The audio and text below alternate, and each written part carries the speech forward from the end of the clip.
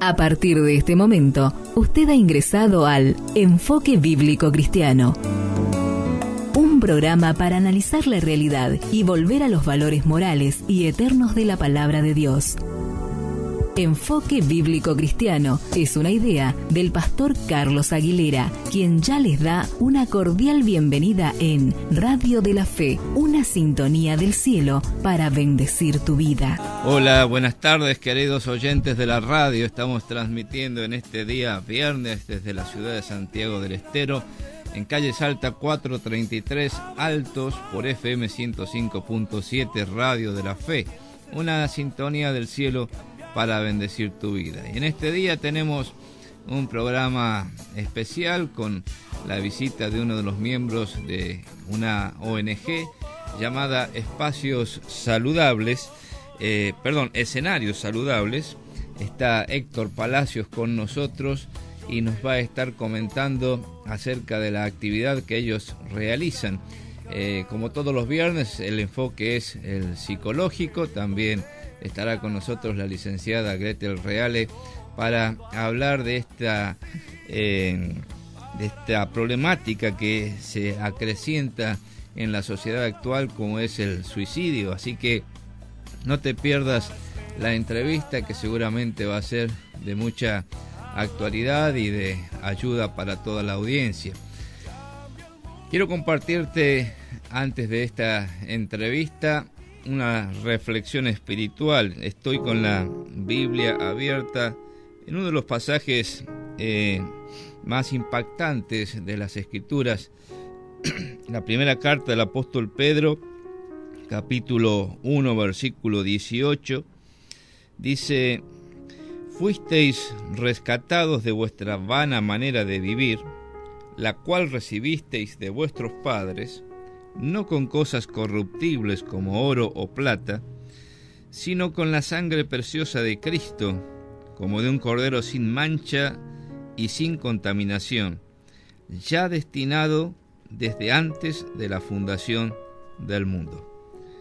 Claro, cuando uno lee pasajes como este, lo primero que piensa es en aquellas personas que niegan la posibilidad de existencia más allá de la muerte. Y vivimos en una sociedad donde hay tantas personas frustradas, desencantadas, que han tenido problemas en la vida, otras que por cuestiones intelectuales y a veces hasta morales prefieren negar la existencia de la vida más allá de la muerte. Pero cuando vamos a ver las costumbres de las culturas antiguas, muchas veces descubiertas a través de la pala del arqueólogo, la investigación del antropólogo, vemos cómo ya desde la antigüedad la mayoría de las culturas tenía conciencia acerca de la vida más allá de la muerte. Cuando se excavan tumbas y se encuentran allí esqueletos, momias, junto con esas momias o esqueletos, huesos secos ya, se encuentran también algunos artefactos, algunos vestidos y hasta reliquias, y a veces hasta oro y piedras preciosas. También se encuentra muchas veces alimentos, restos de alimentos o de jarrones, supuestamente habrán sido llenados con agua. Todo esto con la idea de que esa persona iba a realizar un viaje más allá de la muerte para encontrarse con su Dios. Y claro, tenía que tener alimento, tenía que tener agua para poder hacer ese viaje, y tenía que tener algún tipo de riqueza para que cuando se encontrase delante de su Dios, alcanzar la gracia de Él mediante un presente que se le podía ofrecer. Bueno, esta idea la encontramos en muchas culturas antiguas, y uno pudiera pensar que en nuestro mundo actual, contemporáneo, civilizado, esto ya es una creencia pasada de moda, que hoy ya no se actúa así. Sin embargo, recuerdo cuando fuimos a un velatorio en un lugar del interior de la Argentina, que me llamó profundamente la atención que a esa mujer que estaban velando le habían puesto un vestido en el ataúd, un vestido adicional al que ella tenía puesto en ese momento, y le habían puesto una moneda en la mano. Y claro, cuando pregunté cuál era la idea, por qué se le ponía eso, me dijeron los del lugar que esa mujer iba a emprender un viaje y que iba a necesitar mudarse la ropa y que tenía que llevar una moneda en la mano para pagar su entrada al más allá, al lugar de destino donde van todos los espíritus y donde la esperaba su Dios. Claro, todas estas maneras de pensar nos dan la pauta de que el hombre tiene en lo recóndito de su conciencia la idea, el conocimiento puesto por Dios, porque somos seres espirituales, de que hay vida más allá de la muerte. Y eso es algo que todo ser humano alberga escondido en su corazón.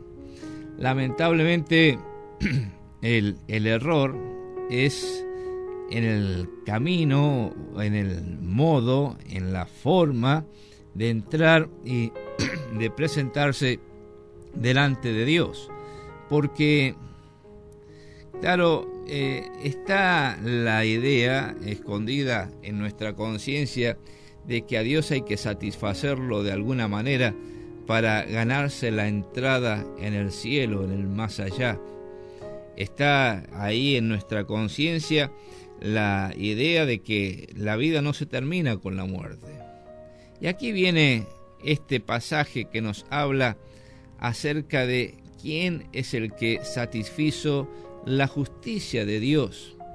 Un Dios que estaba airado a causa del pecado, un Dios al que hemos defraudado, hemos desobedecido, le hemos dado las espaldas, pero nos enseña el apóstol Pedro que no somos nosotros los que nos ganamos el favor de Dios, sino que el precio de nuestro rescate, el precio de la entrada al cielo, lo pagó el Señor Jesucristo.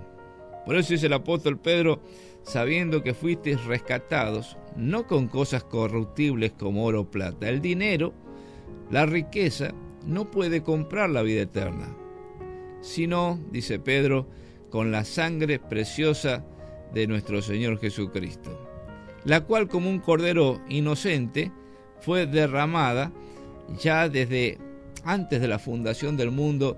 Dios había preparado la obra del Señor Jesucristo para ser el medio, el camino, el precio por el cual nosotros podamos entrar en la eternidad y gozar de paz con Dios.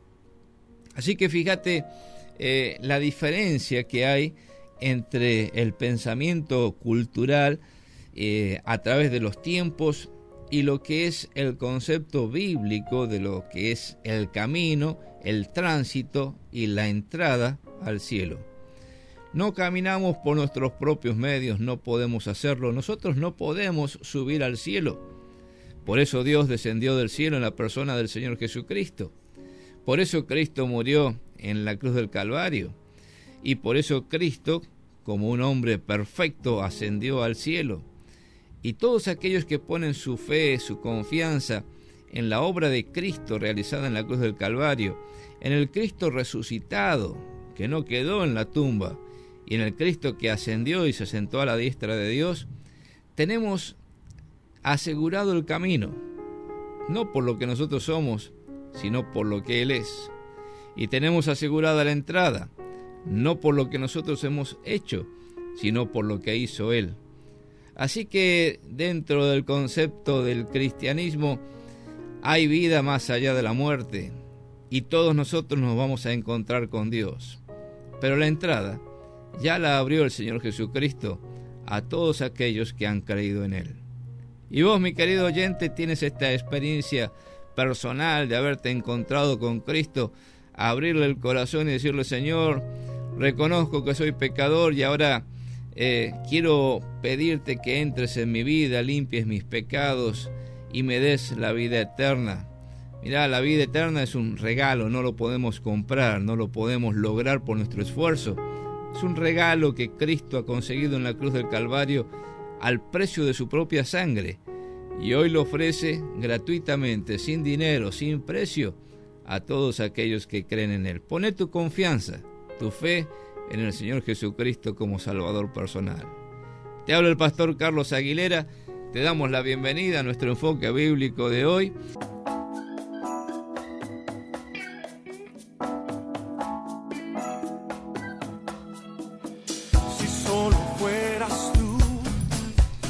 Continuamos con nuestro programa, ya en la compañía de Gretel, nuestra licenciada en psicología, y Héctor Palacios, representante de la ONG Escenarios Saludables. Así Buenas es. tardes. ¿Qué tal? Buenas tardes, Carlos. Gracias por la invitación. Un gusto tenerte con nosotros para tratar esta problemática, ¿no? Que aparentemente va en aumento, digamos, en esta sociedad en la que estamos viviendo, como es esta tendencia a autodestrucción cuando se llega al suicidio, ¿cierto? Que puede tener unas manifestaciones que den ciertos indicios acerca de esta intención. Pero antes de entrar en el tema de esta problemática, contanos un poquito, Héctor, acerca de la organización en la que estás trabajando, cuáles son los propósitos, los objetivos que tienen. Bien.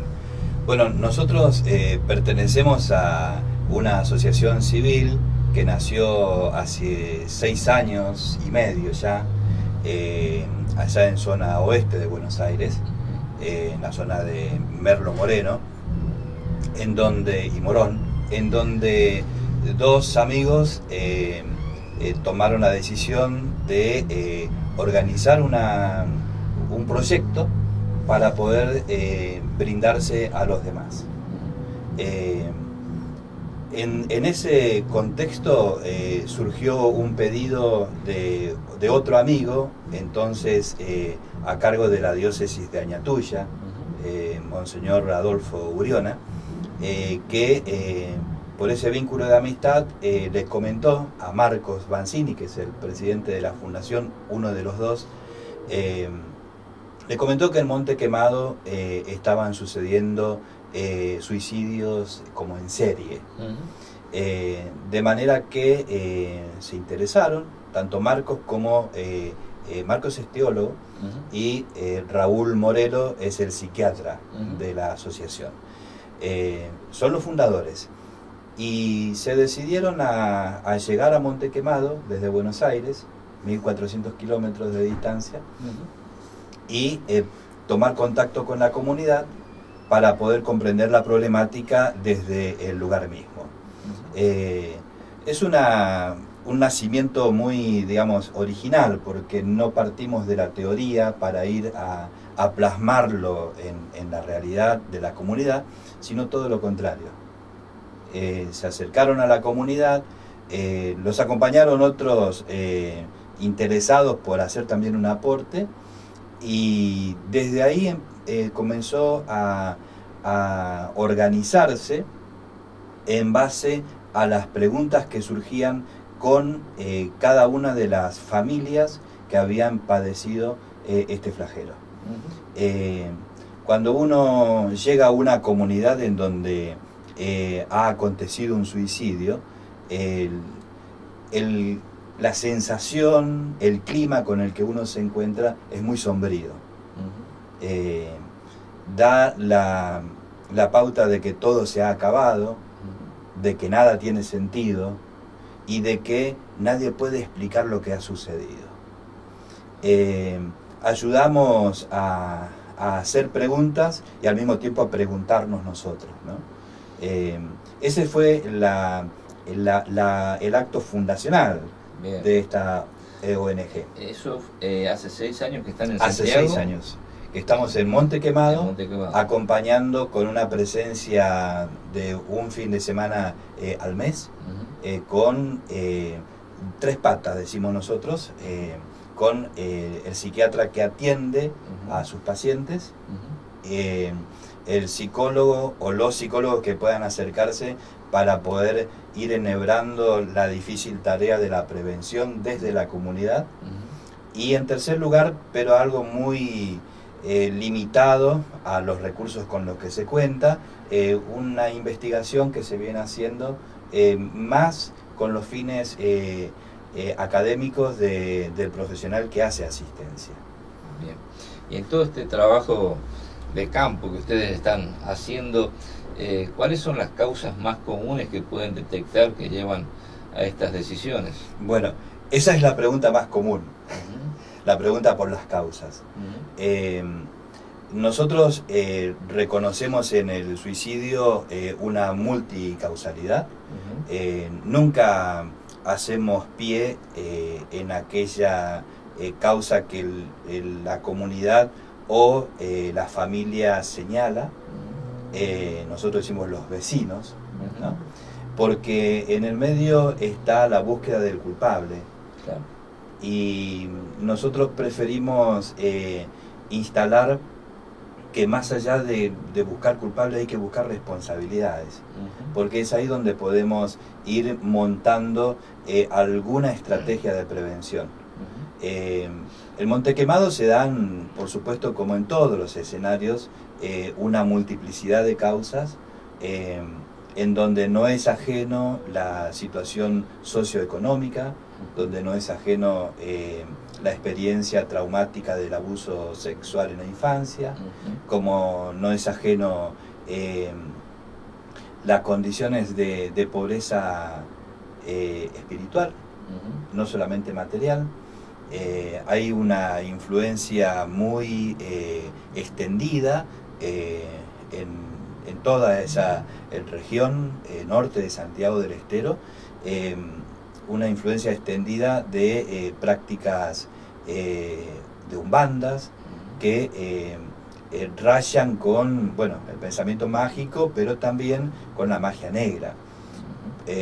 Nosotros lo hemos puesto también como factores de riesgo, porque en el discurso de los adolescentes, cuando nosotros hemos tomado contacto con ellos y hemos hecho una encuesta con todos los niños y adolescentes escolarizados, una de los temas muy presentes en la vida de ellos es el miedo a la influencia de los poderes superiores. Y cuando ellos dan cuenta de un suicidio, no lo nombran como suicidio, sino que refieren que la chica o el muchacho se ofreció. De manera que nosotros vamos como también sorprendiéndonos frente a las nuevas causalidades que pueden sumarse. O sea, lo toman como un sacrificio, digamos, personal. Tal cual. ¿Y eso en alto porcentaje de la...? No, el porcentaje es muy relativo. Lo que vos podés detectar es en el caso por caso que la decisión, sobre todo a la hora de la mediatización del caso, la decisión personal aparece como la causa más importante. Digo, tomó la decisión. Nosotros por eso cuando trabajamos la prevención tratamos de no, porque no tenemos muchas herramientas para hacer una epidemiología, pero tratamos de ir trazando un escenario y proporcionando herramientas para poder actuar y para poder accionar frente a la situación traumática que se vive. Porque lo que uno encuentra es la pasividad, es la quietud, es la parálisis. Ahí es muy importante trabajar en lo que ellos van construyendo a partir de los sucesos, ¿no? Hay mucha solidaridad, ahí donde nadie se preguntaba, hoy te ayudan, a preguntar, a preguntarse y a nosotros a preguntarnos con ellos. No nos quedamos con la sensación de que todo se acabó. Claro. O sea que ustedes llegan frente a casos donde ya está consumado un hecho de suicidio y empiezan a tratar de, junto con la familia y los referentes allegados a la persona, tratar de descubrir causas, factores de riesgo y tomar medidas de prevención, digamos, ante esa comunidad que está sufriendo. Por lo menos esa es nuestra historia en Montequemado. Bien. Así hemos comenzado y fuimos aprendiendo con ellos. ¿Qué es lo que nosotros detectamos? Que entre la persona que está pasando por un sufrimiento intenso, que ya se le hace insoportable, se le vuelve intolerable, entre esa persona que generalmente queda aislada, generalmente pide ayuda, pero esas señales que van dando no son decodificadas en el entorno. Entre esa persona y el dispositivo que puede darle una contención y un tratamiento está la comunidad. Bien. Por eso actuamos desde ahí. Bien. Es decir, no vamos con un saber para volcar a la comunidad que no la posee, todo lo contrario. Bien. Vamos tratando de descubrir cuál es ese saber que la comunidad tiene y puede construir, y desde ahí lo vamos, como quien dice, poniendo en valor, ¿no? Bien.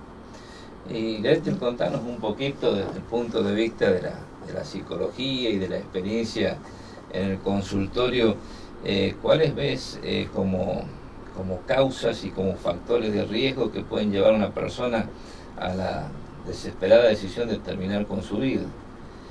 Bueno, como decía Héctor, hay factores y multicausales que tienen que ver un poco con lo que es la sociedad, ¿no es cierto?, la comunidad en la que vive. Es un factor donde se ve una sociedad individualista, donde hay lazos muy débiles, donde hay factores económicos, inestabilidad económica y falta de proyectos, hay mayor predisposición a que, bueno, se produzcan este tipo de casos. Pero también hay factores familiares. El factor familiar, por ejemplo, la disfuncionalidad familiar, familias con un alto nivel de exigencia que ejercen mucha presión sobre los hijos, o bien familias desligadas donde no se interesan y hay también una comunicación muy lábil.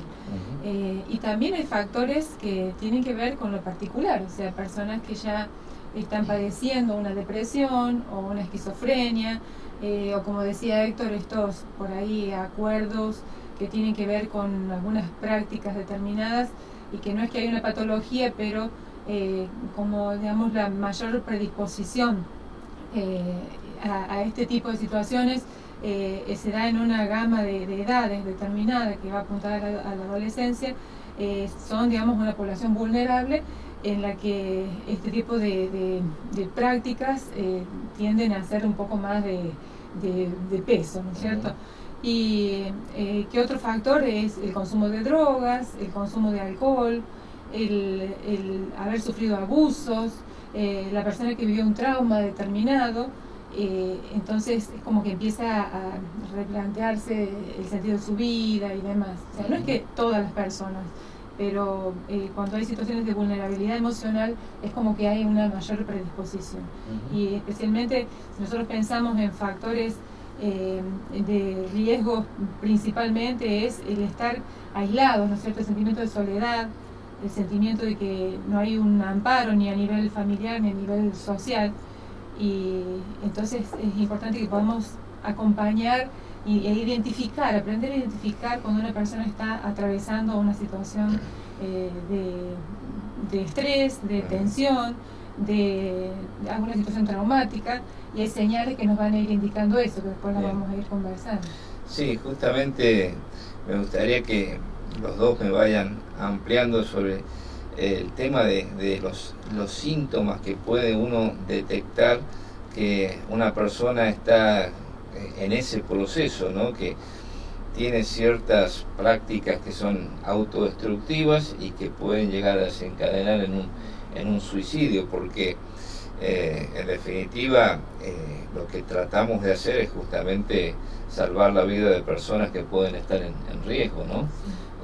Así que la pregunta sería, en la experiencia de ustedes, ¿cuáles son los síntomas que los más allegados, amigos, familiares, pueden detectar como que una persona está en ese proceso? Y a veces, como lo hemos visto, ¿no? A veces la persona anuncia que se va a suicidar, tal vez para llamar la atención, o tal vez porque tiene la firme decisión de realizarlo, ¿no? Sí, como que hay una creencia muy instalada en la sociedad de que la persona que se va a suicidar no lo dice, y no es así. La persona que se va a suicidar a veces lo dice, a veces no lo dice, o a veces va dando algún tipo de señal. Pero las señales o síntomas que podemos ver en las personas es, por ejemplo, el desgano, la falta de interés por las actividades habituales, en donde se manifestaba motivada la persona, el estar cansado. Muchas veces la persona, por ejemplo, el ejercicio de la profesión, uno ve, la persona empieza a repetir: me siento muy cansada, me iría a otro lado, quisiera dormir y no levantarme nunca más. Como que son las señales que van dándonos la pauta de que, bueno, está agotada de algo. Pero también, así como el desgano, también todo lo contrario, que es el estado de excitabilidad, de irritabilidad, se vuelven más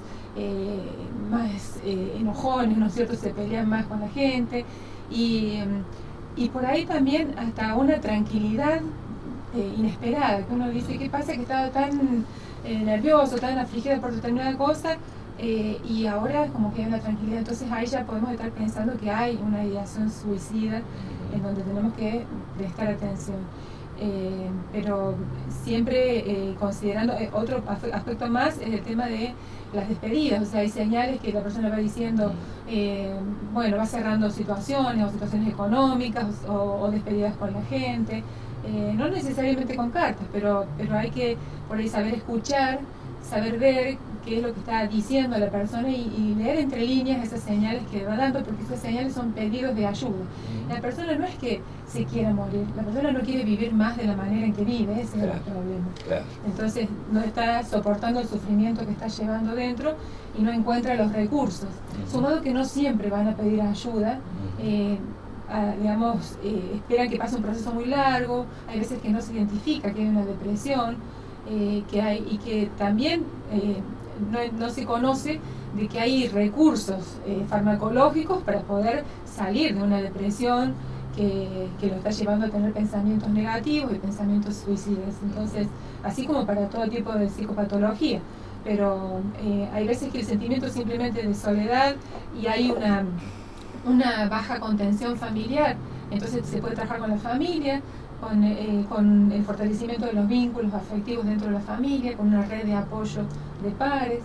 O sea, hay muchas cosas que se pueden hacer para prevenir, porque la idea es identificar señales y verlo entre todos, ¿no es cierto?, como sociedad, porque un sociólogo llamado Durkheim hablaba de que las sociedades que tienen mayor cohesión, mayor sentido de la solidaridad, de un acompañamiento del uno hacia el otro, son sociedades donde no se producen tantos suicidios. O sea que el individualismo y la falta de expectativa de que el otro va a ser de ayuda genera sentimientos de desamparo, y lo cual lleva a ese proceso de aislamiento y de sentirse no importante para los demás, por lo cual termina muchas veces en estas decisiones que son catastróficas. Ustedes, Héctor, en la experiencia de ustedes, ¿cuáles son los síntomas que pueden ver? Bueno, nosotros hay un concepto ahí medio olvidado en la OMS que entiende el suicidio como una solución permanente a un problema transitorio. Tal vez hay problemas que no son transitorios, pero buscar quitarse la vida como salida es lo que a nosotros nos impacta, y tratamos de poder llegar antes de ese momento. Las señales que nosotros, yo recuerdo una anécdota en Montes Quemados. Estábamos trabajando, haciendo un taller 72 horas después del fallecimiento de una alumna. Y estábamos con todos los alumnos del colegio, incluso sus compañeros. Nosotros, mientras hablábamos de las señales, un grupo de unos 11 y 12 muchachos y chicas se levantaron y se fueron.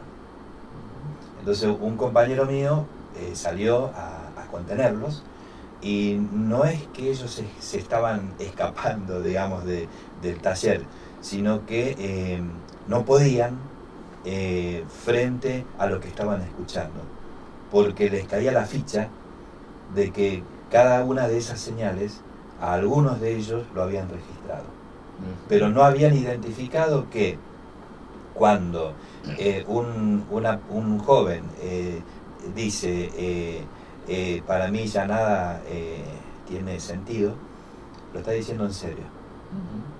O a mí nadie me quiere, lo está diciendo en serio. O yo lo que a mí me pasa nadie lo entiende, no tengo con quién hablar. Eso lo dicen muy en serio. El mito de que el que se va a suicidar no lo dice, o el mito de que el que dice me voy a matar no lo hace, nosotros vamos desmintiéndolo justamente por las distintas experiencias que con las que nos hemos encontrado. El aislamiento es una de las señales características. El aislamiento no de la persona que se aísla para profundizar un estudio, para dedicarse al arte, o por un deseo de tener un momento solamente suyo de intimidad, sino el aislamiento de quien frecuentaba un grupo y deja de hacerlo. Hay un gesto que el psiquiatra del equipo siempre lo señala en las conferencias. El adolescente es en su etapa es una de las situaciones más difíciles de comprender, ¿no? Porque está viviendo una serie de cambios y muta en todas sus particularidades. Llega a ser un desconocido para los propios. Sin embargo, el psiquiatra siempre dice, pero búsquenle la mirada, porque la mirada no cambia.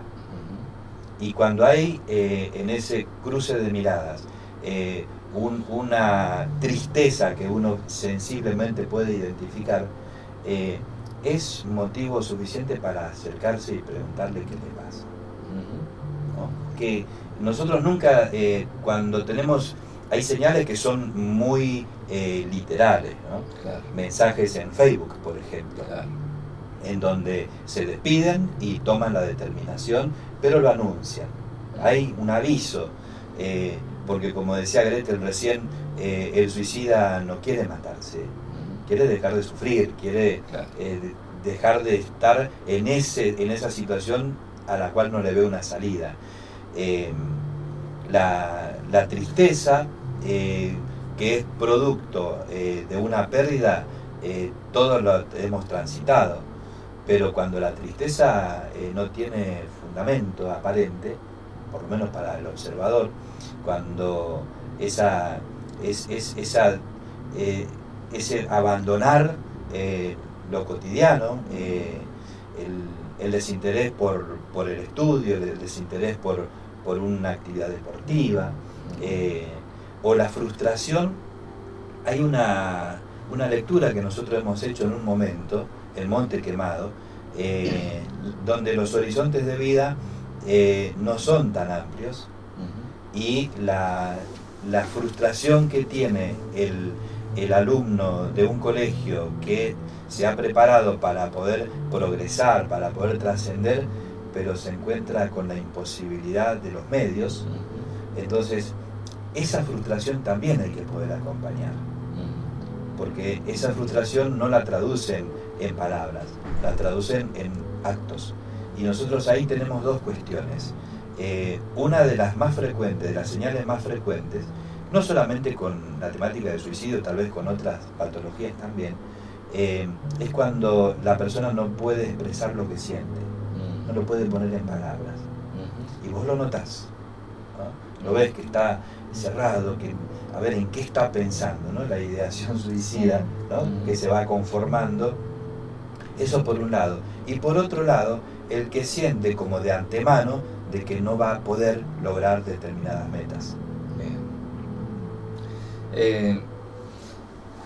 Hay una práctica que parece que se van mimetizando los chicos, y quería preguntarle si esto es un indicio de un intento de suicidio, cuando se cortan, ¿no? Empiezan a cortarse los brazos, se cortan las piernas y vienen al colegio y vienen tapados para que nadie los vea.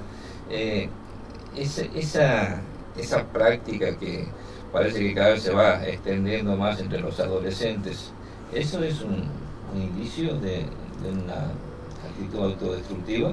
Las conductas autolesivas son conductas parasuicidas, o sea que tienen relación con un estado anímico también. Muchos chicos que yo he atendido me hablan de que experimentan como una baja de esa tensión nerviosa, de esa frustración al momento que se cortan.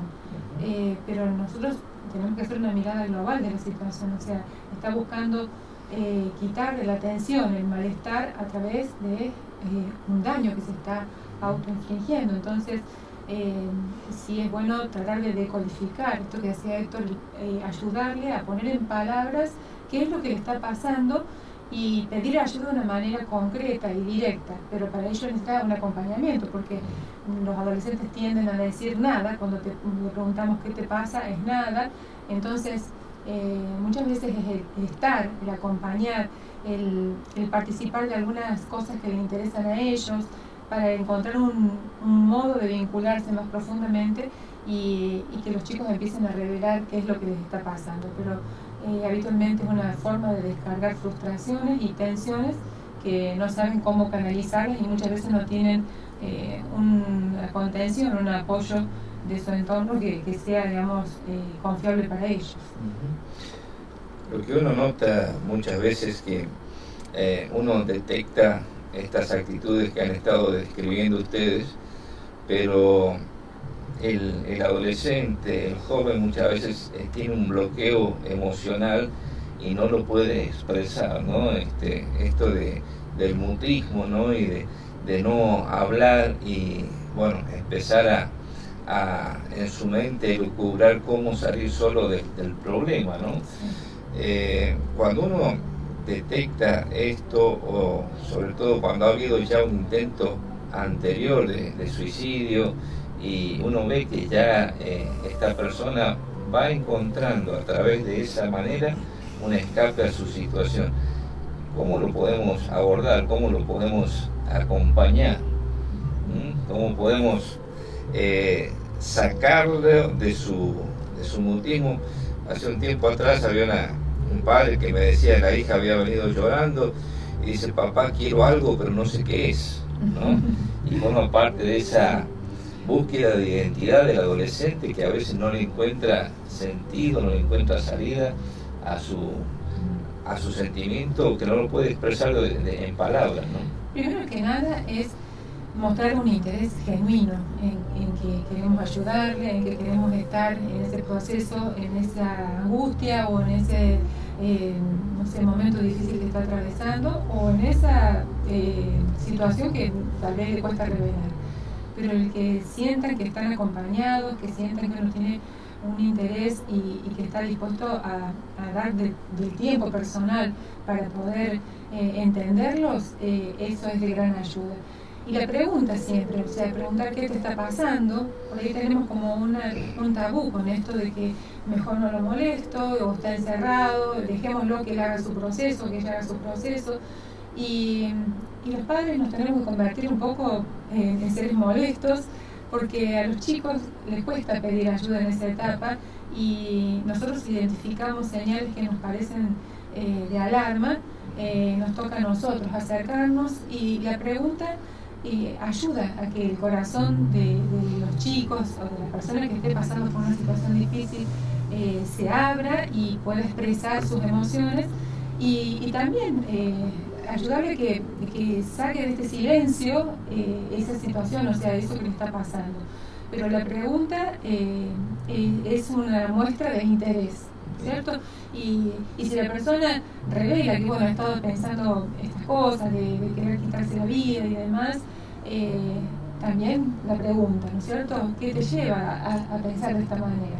Porque esto nos va a dar el pie después a enseñarles métodos de resolución de conflictos, de por ahí descatastrofizar la situación. Hay veces que los chicos se creen en un callejón sin salida por una situación que vivieron, una discusión dentro de su curso, ¿no es cierto? O por una agresión que han recibido de un compañero, de una compañera, por cosas menores y hay veces que por cosas mayores también, por traumas como abusos sexuales o violencia en la casa.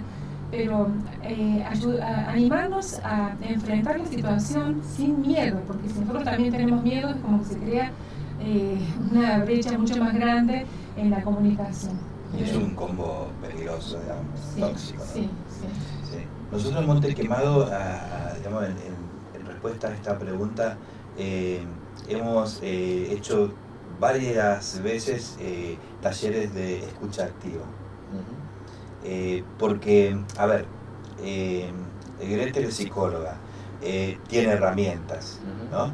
El voluntario que se acerca para sumarse a la prevención, de pronto dice, pero ¿yo qué puedo hacer si yo no soy psicólogo? ¿No? Que es mi caso y el caso de muchos. Claro. O ¿qué puedo hacer si no soy médico? ¿Qué puedo hacer si no soy trabajador social? ¿Qué puedo hacer si no tengo formación? Y la realidad es que esa persona, sin la formación académica, es mucho lo que puede hacer, siempre que esté cerca de la persona que lo necesita. Los talleres de escucha activa, incluso hemos hecho una apropiación de esa película de Netflix, Las 13 razones, porque ahí hay una metodología de escucha activa. Y la gente, desde la más sencilla a la que tiene de pronto necesidad de herramientas más complejas, van descubriendo en la escucha activa que algo puede hacer, mucho o poco, pero algo puede hacer. Y eso es lo que en el caso de los adolescentes están necesitando. No están buscando nada sofisticado. Están buscando un abrazo, están buscando que alguien se siente, que alguien les mira a los ojos y que le pregunte en qué te puedo ayudar. Perdón. Quería hacer una acotación en relación a lo que dice Héctor, que no siempre es el profesional el que va a estar en el momento indicado, en la situación indicada. Hay veces que está cualquier persona y dice, yo no me siento capaz, porque yo no sé si le voy a decir algo que va a sumar o va a restar. Pero sí va a hacer la diferencia el poder estar ahí, estar acompañando, estar escuchando, no buscar el protagonismo propio, pero sí permitirle el protagonismo a la persona que está sufriendo, que desarrolle, que explique, que haga con sus confidencias y respetarle esas confidencias, y esa persona puede salvarle la vida, porque por ahí para que llegue el momento de la asistencia hay veces que van a pasar días o va a pasar un tiempo en el que ya es tarde. Entonces toda persona es apta con esta actitud de escucha, de estar receptivos, con la voluntad de ayudar, de poder entender y acompañar. O sea, no son cosas muy complejas las que hacen falta, pero sí el hecho de estar en el momento indicado, que es tal vez ese momento de desesperación de la persona, es de gran ayuda y puede justamente evitar que se desencadene en una fatalidad. Sí, justamente eso quería preguntarle, ya estamos terminando con la entrevista, se nos va el tiempo, pasa rápido con temas tan interesantes, ¿no? Pero en la experiencia de ustedes, el tratar la problemática de suicidio, sobre todo con adolescentes, con jóvenes, es mejor tratarlo en forma grupal, en forma individual. ¿Qué resultado les ha dado esto de escucha activa grupal? Las dos cosas, ¿no? Porque de la instancia grupal siempre surge la levantada de mano, ¿no? Dice, yo quiero decir algo, pero me gustaría que sea en privado, ¿no? Que es un poco, ahí es donde se rompe el mutismo, porque ahí se abren. La confianza con el adolescente es un trabajo difícil, requiere tiempo y requiere un vínculo que sea diferente al que ellos habitualmente tienen a disposición. Los adolescentes se vinculan con muchísima gente, todo el tiempo, pero no en todos confían, eligen en quién confiar. Ellos dicen, a veces en términos como en códigos, ¿no? No les caben los tipos que son caretas, ¿no? Yo recuerdo una anécdota acá en la Plaza Libertad. Estábamos haciendo una campaña de concientización y había un muchacho que estaba con el papá y Daniel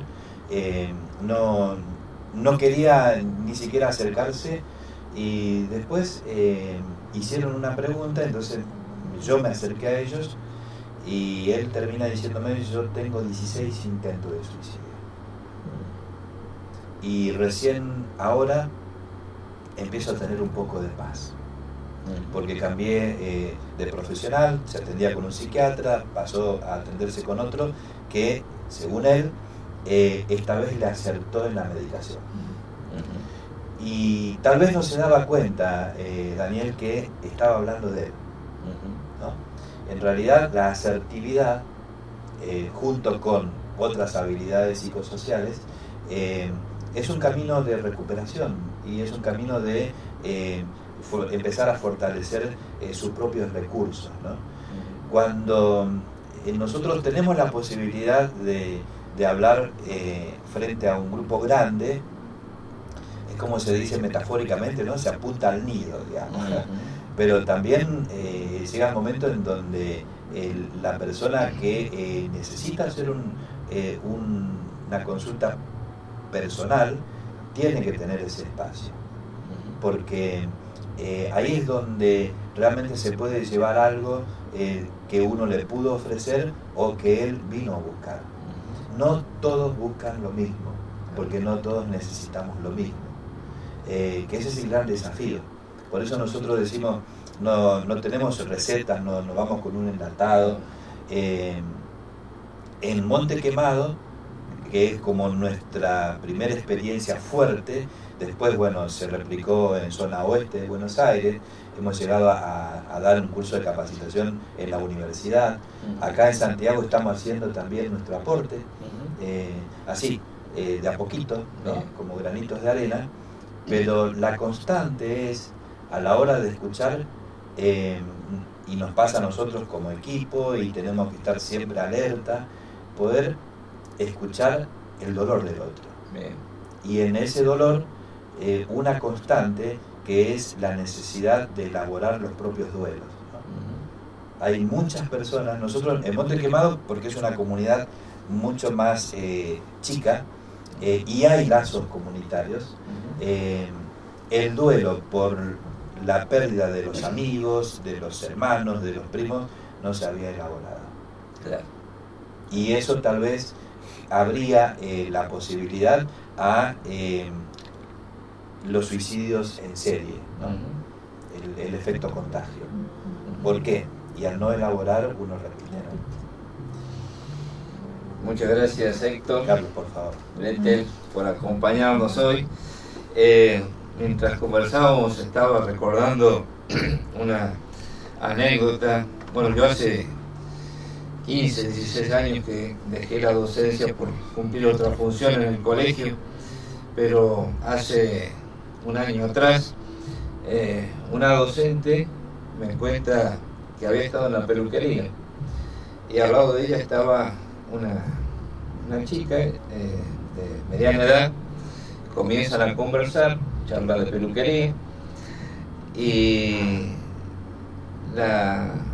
no sé cómo llegan a la conversación de que esta chica había sido ex alumna del colegio.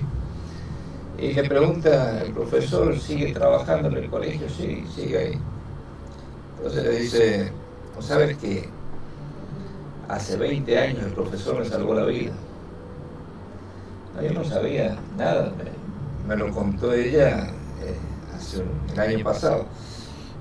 Y le preguntan, ¿cómo fue que te salvó la vida? Y dice, mira, cuando el colegio estaba en construcción, yo estaba en 4º año de secundaria y estaba pensando en suicidarme.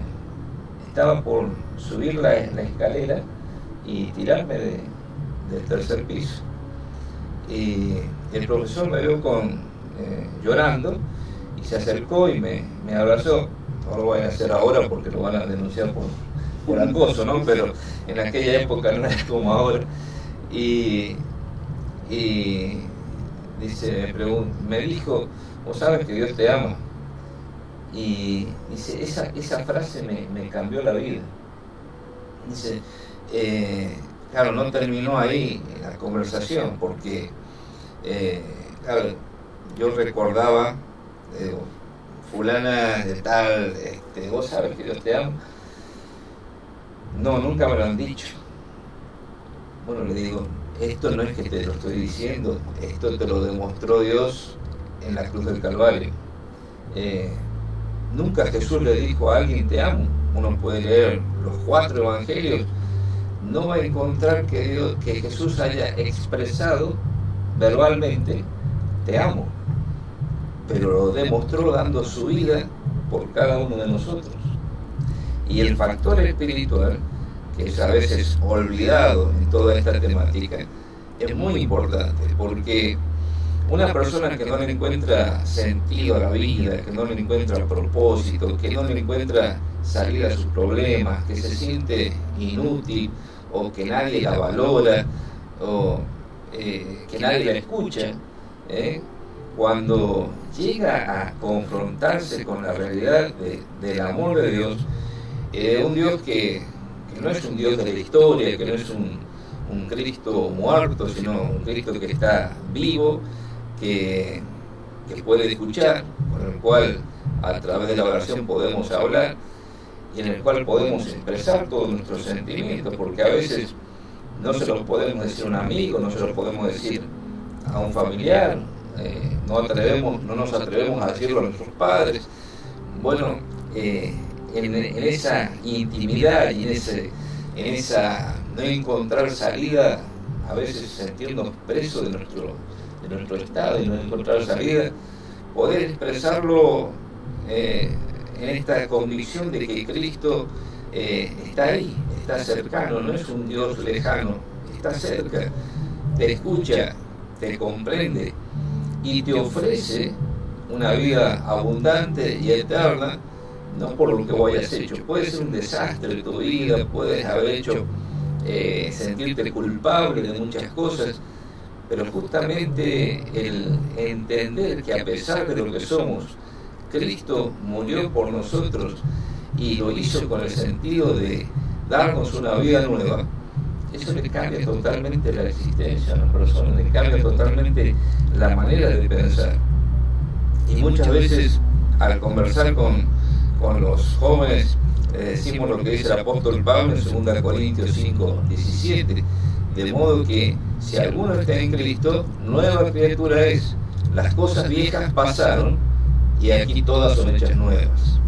Entonces, llevarlo a una persona que está en situación de crisis y darle esta convicción, esta fe, esta esperanza de que si uno recibe a Cristo en su corazón, cambia su vida, las cosas viejas quedaron atrás, olvidadas en el pasado, y uno por fe las puede sepultar como cosas del pasado y entender esta transformación que Dios puede hacer cuando dice, he aquí todas las cosas son hechas nuevas.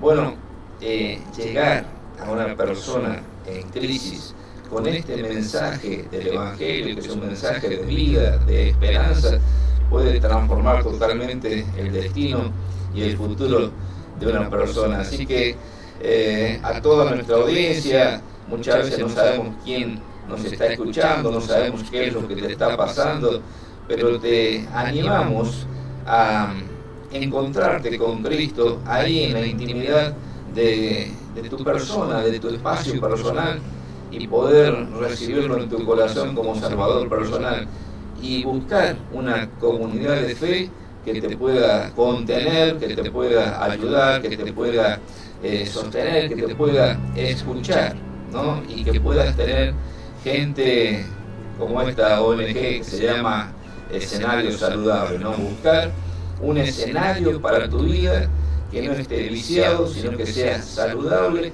y en el cual puedas compartir con personas que te puedan ayudar a crecer y a experimentar esta vida plena que Cristo vino a darnos. Que muchas gracias, Héctor. Gracias, Carlos, por la invitación, por acompañarnos. Y te esperamos el próximo lunes a las 20 horas para volver a encontrarnos en este enfoque bíblico cristiano. Que Dios te bendiga. Por hoy, nada más. Mañana nos volveremos a encontrar con un nuevo enfoque bíblico cristiano de la actualidad. Por Radio de la Fe, una sintonía del cielo para bendecir tu vida. Por su compañía, muchas gracias.